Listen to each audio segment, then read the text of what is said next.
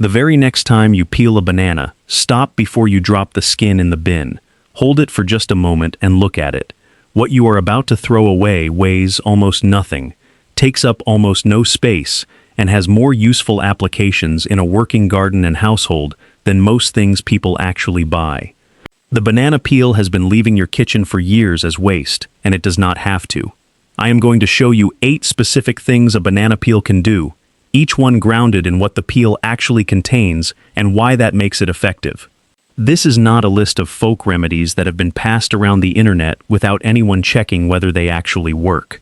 I am going to show you the ones that work, explain why they work, and tell you honestly when the evidence is strong and when it is limited.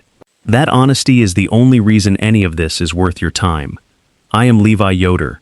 I was raised plain here in Lancaster County, Pennsylvania, and the farmhouse I grew up in treated every part of every food that could be used for something as a thing to be used for something. My grandmother threw away almost nothing that still had value, and banana peels had value in her kitchen and her garden. I watched her use them from the time I was a young boy, and I have been doing the same for 30 years since. I am going to show you what she knew and what I know from using it myself. Before I show you, let me say this plainly. If you want the full collection of the old homestead methods that were handed down in our family, from the garden and orchard to the pantry, cellar, and the everyday keeping of a house, I have gathered them into one simple ebook. You will find it in the description below. Now, let us get back to the topic. Here is what a banana peel actually contains, because understanding the material is what makes the uses make sense, rather than sound like tricks. A banana peel is approximately 30% fiber and contains significant amounts of potassium, phosphorus, magnesium, and calcium. It also carries some of the same antioxidant compounds found in the flesh of the fruit, which is why the peel has uses beyond the garden.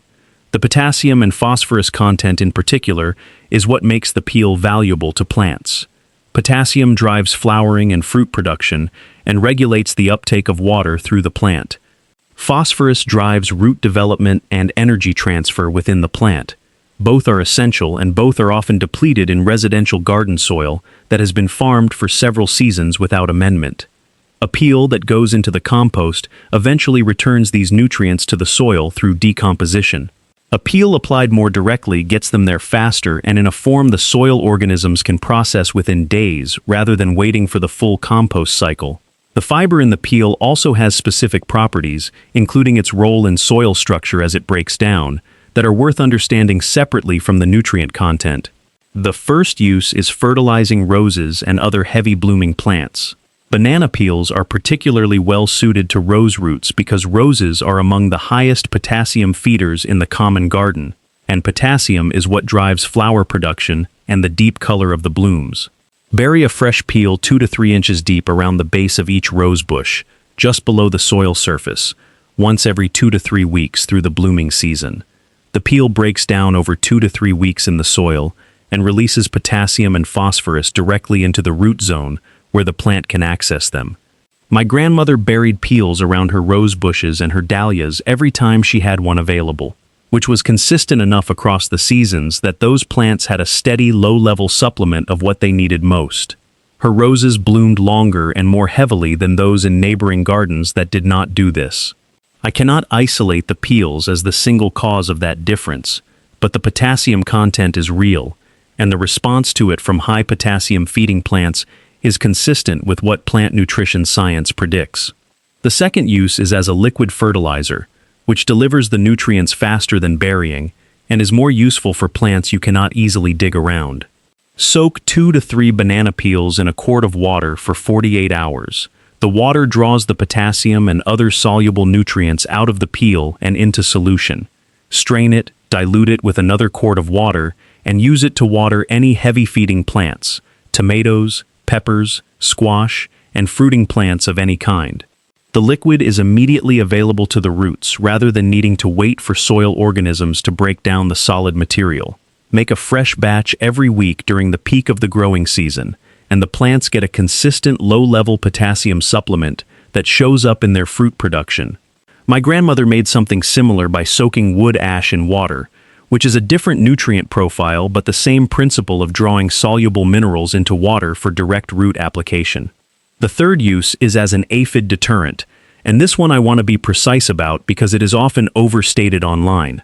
Burying or placing banana peel pieces around the base of plants where aphids are a problem does appear to deter aphids from the area. The mechanism is not entirely clear, but the most credible explanation is that banana peels release ethylene and other compounds as they break down, and aphids find these compounds repellent. I have used this and found it modestly effective as one part of an aphid management approach.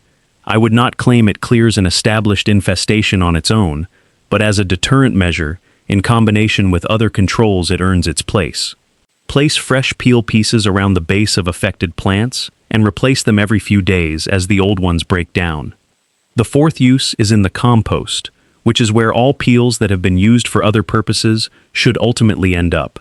A banana peel is a nitrogen-rich green material that breaks down quickly and contributes a useful nutrient profile to finished compost. Banana peels added to the compost should be cut into small pieces or shredded to speed decomposition, because a whole peel takes significantly longer to break down than pieces. If you are adding peels directly to a garden bed without composting first, chop them fine and work them into the top few inches of soil. The smaller the pieces, the faster the soil organisms process them, and the sooner the nutrients become available to plants. The fifth use is polishing houseplant leaves, and this one is simple and effective and requires no explanation beyond the doing of it. Take the inside of a fresh banana peel and rub it gently across the surface of the leaves of any houseplant with smooth, broad leaves, a pothos, a rubber plant, a peace lily, a monstera. The oils and compounds in the fresh peel inner surface clean dust from the leaf and leave a faint residue that gives the leaf a healthy shine.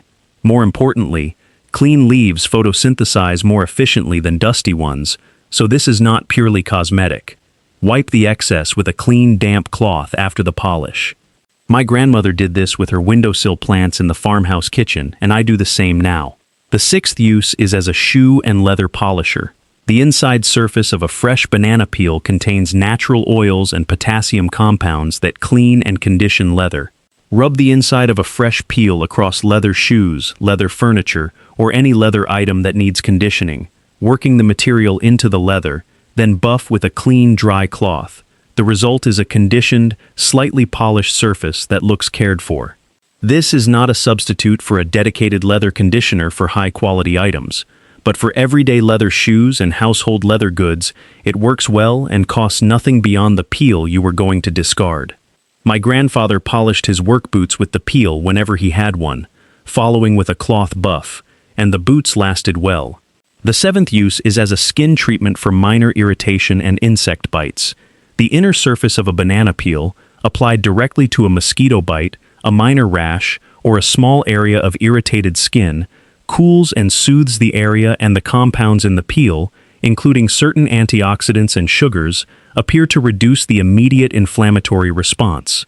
This is one of the uses with a long folk history but limited formal research. What I can tell you from personal experience and from what my grandmother observed is that it provides immediate relief from the itching of insect bites in the same way that applying cold provides relief, with the additional factor of whatever the peel compounds contribute. I do not present this as a medical treatment. I present it as something worth knowing when you have a bite and a peel and nothing else at hand. The eighth use is seed starting and transplant support, and this is the one most people have never thought of.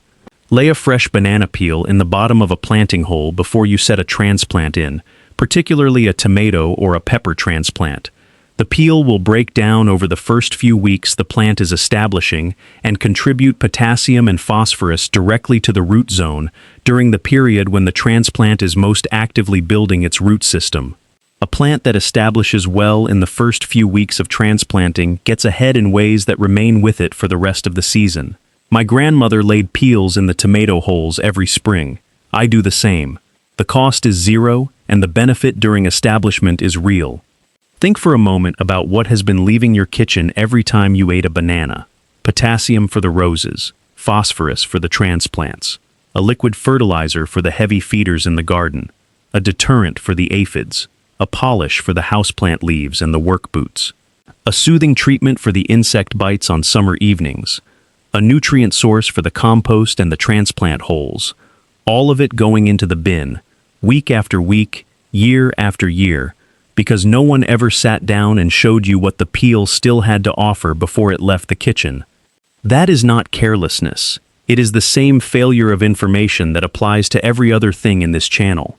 The knowledge was there. Someone just stopped passing it down. The peel takes 30 seconds to redirect, and everything else happens on its own after that. Tell me in the comments which of these 8 you are going to try first, and whether any of them were things you already knew about or had already been doing. And tell me your county and your state while you are there. I always want to know who is out there actively keeping these things going. I read every single one. Next time I am going to show you what my grandmother did with orange peels, coffee grounds, and eggshells together. The 3 kitchen byproducts that cover almost every soil amendment and natural pest deterrent need a garden has, and exactly how she applied each one so that almost nothing from the kitchen left as waste, if it still had something useful to give the garden. The people who built this country with their own 2 hands knew things we are only just now starting to truly remember.